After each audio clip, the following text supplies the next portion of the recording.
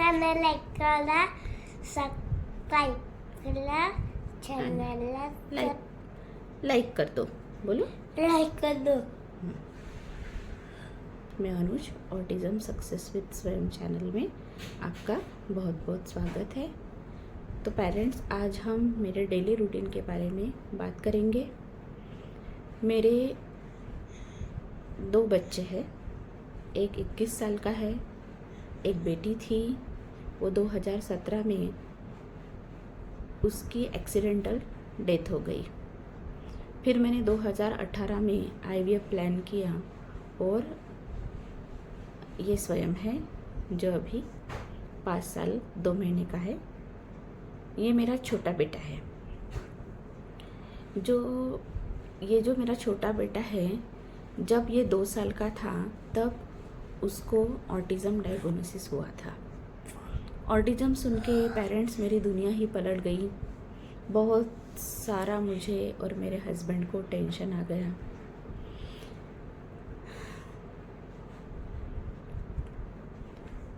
अब क्या करे।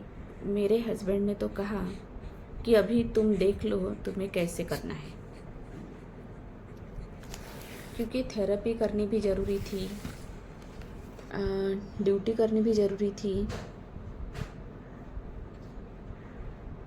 सब फैमिली संभालना, घर संभालना, सब कुछ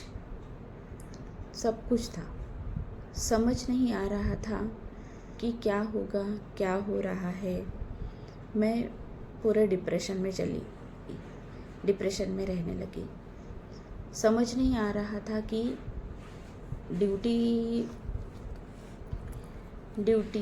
थेरेपी, घर के काम, अपने बच्चे कैसे मैनेज करूं। सबसे बड़ी रिस्पॉन्सिबिलिटी मेरे ऊपर आ गई थी ये स्वयं की। तो मैंने पेरेंट्स अपनी ड्यूटी में से 2 महीने की छुट्टी ली। तो वैसे मत कर, ठीक है। हाँ, 2 महीने की छुट्टी ली और 2 महीने मैंने रेगुलर स्वयं की थेरेपी की है। फिर कुछ ऐसे ड्यूटी का प्रॉब्लम था, फाइनेंशियल प्रॉब्लम था और बहुत सारे ऐसे प्रॉब्लम थे। तो उसकी वजह से मैं थेरेपी रेगुलर नहीं करवा सकी, करनी पड़ी। बच्चा मेरा है, इम्प्रूवमेंट लाना है तो थेरेपी तो लेना पड़ेगा, क्योंकि थेरेपी के सिवाय कोई ऑप्शन नहीं है। विदाउट थेरेपी कैसे करूँ, कुछ समझ नहीं आ रहा था। इसका इम्प्रूवमेंट तो इम्पॉसिबल था, क्योंकि मैं अगर थेरेपी नहीं लूँगी तो इसमें इम्प्रूवमेंट कैसे आएगा। बहुत ऐसा टेंशन लग रहा था मुझे कि क्या करूँ, क्या करूँ, कहाँ से शुरुआत करूँ, कुछ समझ नहीं आ रहा था। तो फिर मैंने होम प्रोग्राम लेके घर पर ही इसकी थेरेपी करना शुरू किया और आज ईश्वर की कृपा से रिज़ल्ट मिला, मेहनत का फल मिला और मुझ में और से ज़्यादा मोटिवेशन आ गया। लेकिन इसके साथ साथ और एक बात थी कि मैं अपने टाइम को कैसे प्लान करूं, कैसे मैनेज करूं। ड्यूटी, फैमिली, खुद के लिए, बड़े बेटे के लिए, ये सब मेरे लिए बड़ा मुश्किल था कि कैसे करूं, कैसे मैनेज करूं टाइम, क्योंकि ड्यूटी भी ज़रूरी है, फैमिली भी ज़रूरी है, इसकी थेरेपी भी ज़रूरी है, मेरी हेल्थ भी ज़रूरी है और मुझे शांत रहना भी ज़रूरी है। तो ये कुछ ऐसे समझ नहीं आ रहा था कि कहाँ से शुरू करूँ और किस प्रकार अपना टाइम यूटिलाइज करूँ। तो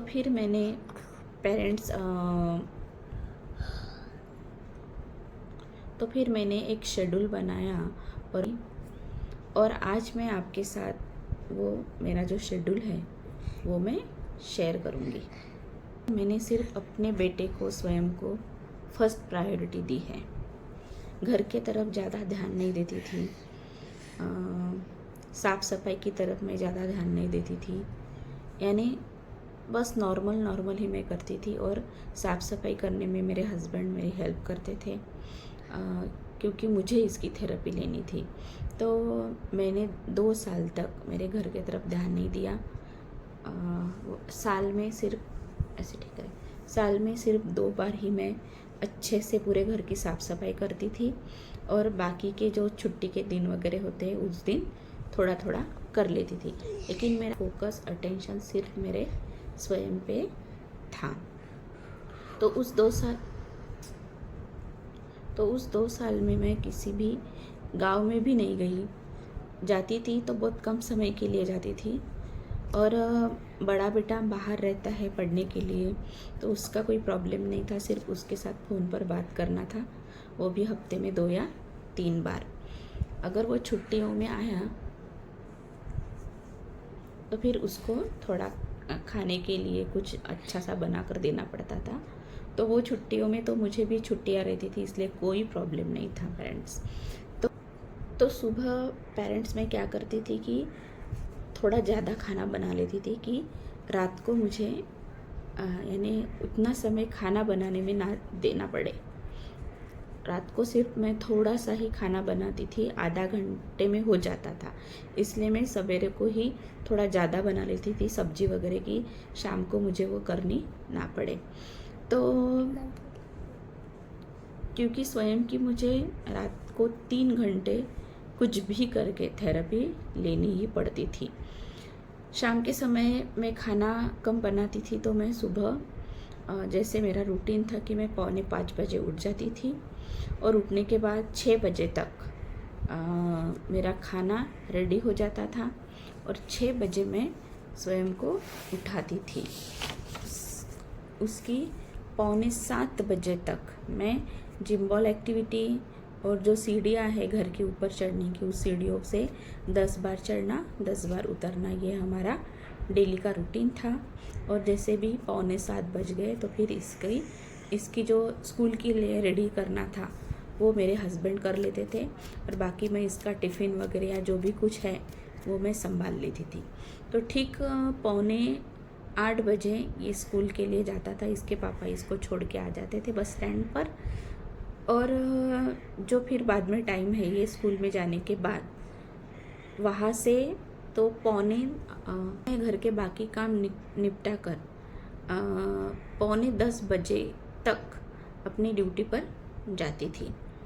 बाकी 1 बजे से लेकर शाम के 5:30 बजे तक स्वयं हमारे घर में जो काकू है इसको देखने वाली, उनके साथ ये रहता था। मैं हमेशा काकू को बोलती थी कि ये स्कूल से 1 बजे आता था, आने के बाद खाना खाएगा, थोड़ा खेलेगा, कपड़े चेंज करेगा, और फिर थोड़ा इसके साथ काकू को बोलती थी कि आप खेल लो, और फिर इसके बाद इसे 3 बजे या 2:30 बजे या 3:30 बजे आप सुला दो।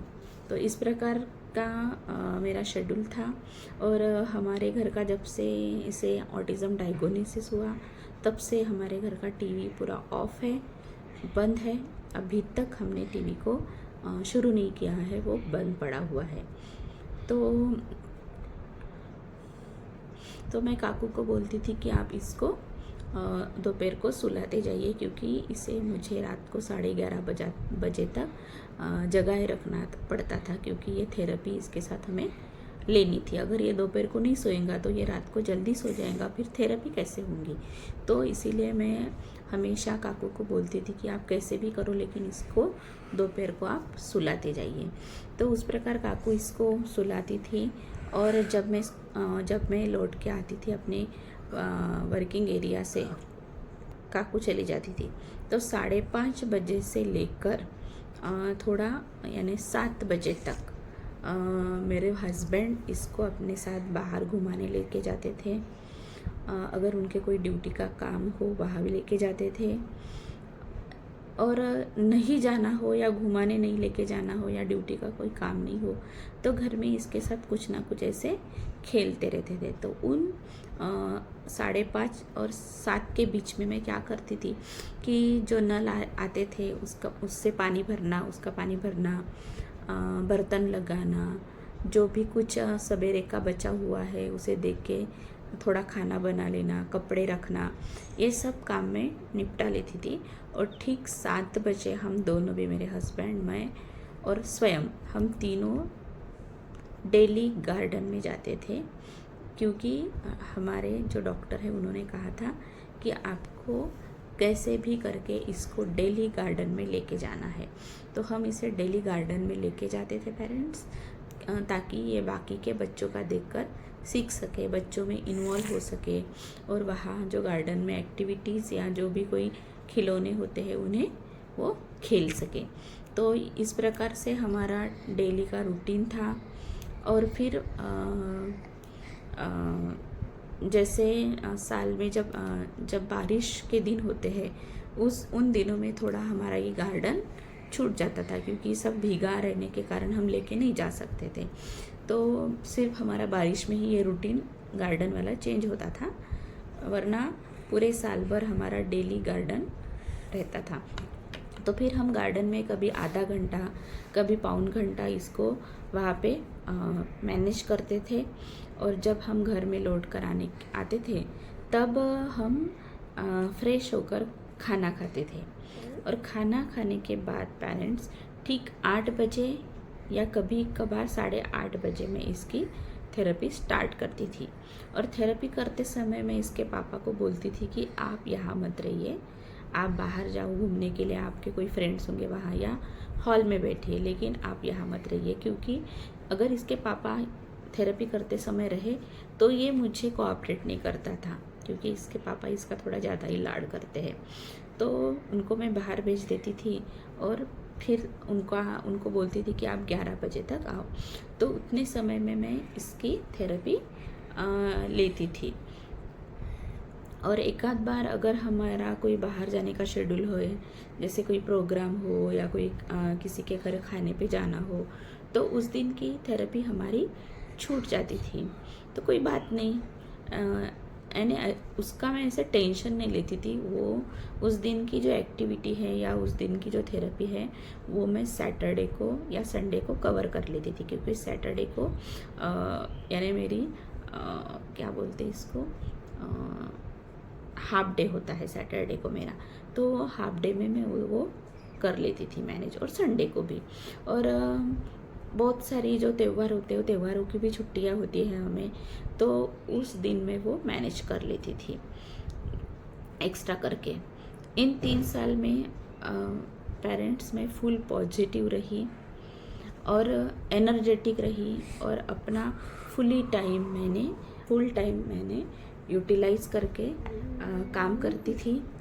मैंने हिम्मत नहीं हारी, पेशेंस रखा, खुद को शांत रखने के लिए हर वक्त कोशिश करती रहती थी, क्योंकि कभी कभी जो भी मैं एक्टिविटी लेती थी ये कोऑपरेट नहीं करता था, तो मुझे गुस्सा बहुत आता था कि अभी इसको मैं मारूं कि क्या करूं। लेकिन मैं खुद को बहुत ही थी कि इसकी जो एक्टिविटी लेते समय एक टेडी को बिठाती थी अपने बाजू में, और अगर मुझे गुस्सा भी आए ना तो उस टेडी के ऊपर वो गुस्सा कर देती थी, उसके ऊपर चिल्लाती थी कि तू क्यों नहीं कर रहा।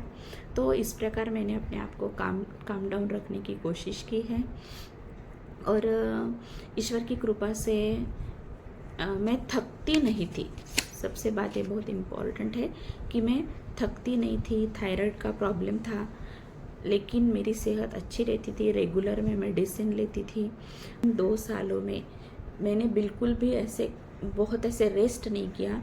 कंटिन्यू मैं अपना बिजी शेड्यूल था इसके साथ थेरेपी करने का और अपनी ड्यूटी संभालने का।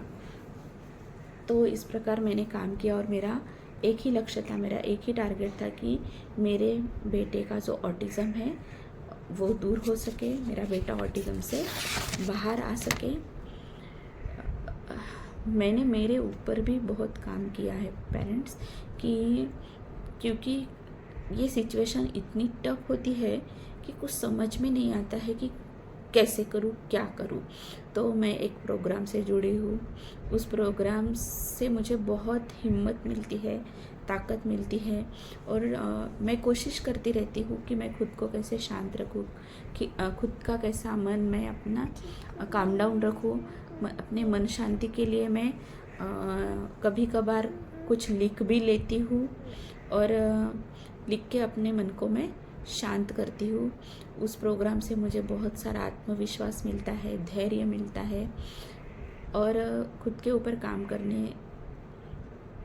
करने का यानी हिम्मत आती है पेरेंट्स। और जो भी मैं कुछ करती थी इसके साथ तो हमेशा मेरे भगवान से बोलती थी,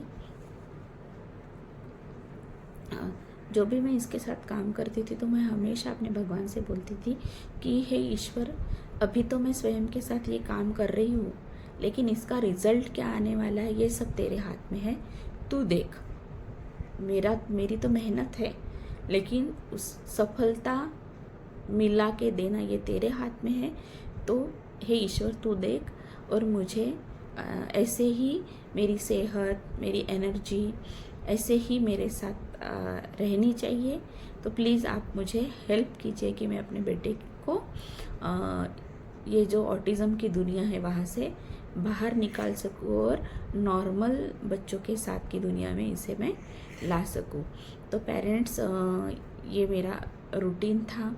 2 साल तक कंटिन्यू मैंने ये रूटीन फॉलो किया है।